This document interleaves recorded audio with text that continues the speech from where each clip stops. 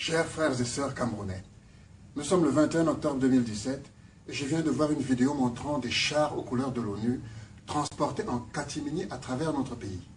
Je dis en catimini car il ne me souvient aucune résolution des Nations Unies en ce sens. J'en déduis donc, comme vous, que la France fomente un complot. Ce ne serait pas le premier. Cette perspective me soulève le cœur et je ne peux me retenir car nous connaissons le mode opératoire qui a mené aux tragédies de la Côte d'Ivoire et du Rwanda, pour ne citer que celle-là. L'heure approche où le Cameroun aura un nouveau président et la France est prête aux pires horreurs pour mettre en place un dirigeant qui continuera de garantir ses intérêts au détriment du peuple camerounais.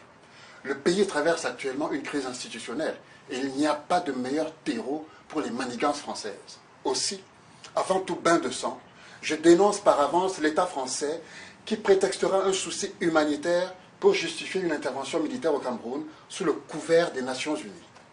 Je dénonce par avance les médias qui feront croire au monde entier qu'au Cameroun, la haine fait rage entre les populations anglophones et francophones. Je dénonce par avance la France qui, à n'en pas douter, corrompra des éléments ici et là pour semer des troubles dans des manifestations pacifiques, de sorte que les médias occidentaux se procurent des images sensationnelles. J'accuse par avance la France et la communauté internationale d'être responsable de toutes les morts par armes qu'il y aura au Cameroun, parce que le Cameroun ne fabrique aucune arme à feu.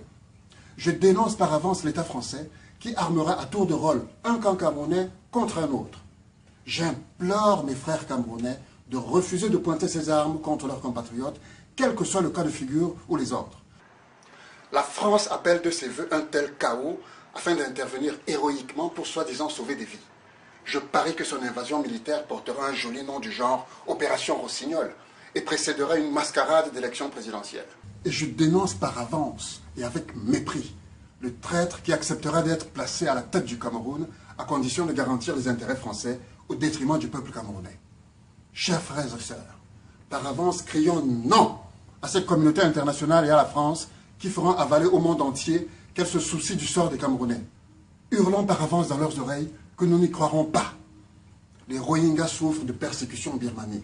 Les Bengalais souffrent des inondations liées à la mousson. Les populations indigènes et afro-colombiennes sont sans perspective en Colombie. Une crise alimentaire terrasse le Yémen, une autre sévit au Tadjikistan, et la France et la communauté internationale se soucieraient du sort des Camerounais. Notre pays compte plus de 230 langues et autant d'ethnies, pour schématiser. Mais il est pour le moins curieux que la confrontation vers laquelle on nous fait glisser insidieusement ait pour ligne de démarcation deux langues importées, le français et l'anglais. Je l'affirme haut et fort maintenant. Il n'y a absolument aucune haine entre Camerounais, quelle que soit leur ethnie, leur langue, leurs opinions ou leurs revendications. Si c'était le cas, il y a longtemps que nous nous serions entretués. J'affirme qu'il n'y a pas un seul Camerounais qui dénie à un autre sa liberté de revendication. Et toutes les revendications sont dirigées contre le gouvernement et les institutions, pas contre les autres concitoyens. J'affirme que les réformes nécessaires au Cameroun ne concernent pas une population contre une autre, elles concernent tous les Camerounais. Et rien, pas même une puissance étrangère, ne devrait empêcher un dialogue national.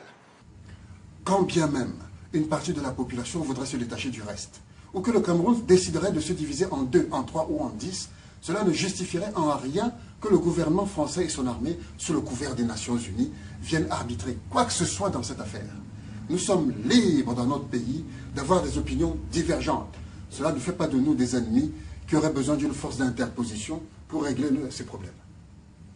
Mais si la France et la communauté internationale brûlent de s'immiscer militairement dans une histoire d'indépendance, qu'elle envahisse d'abord Barcelone.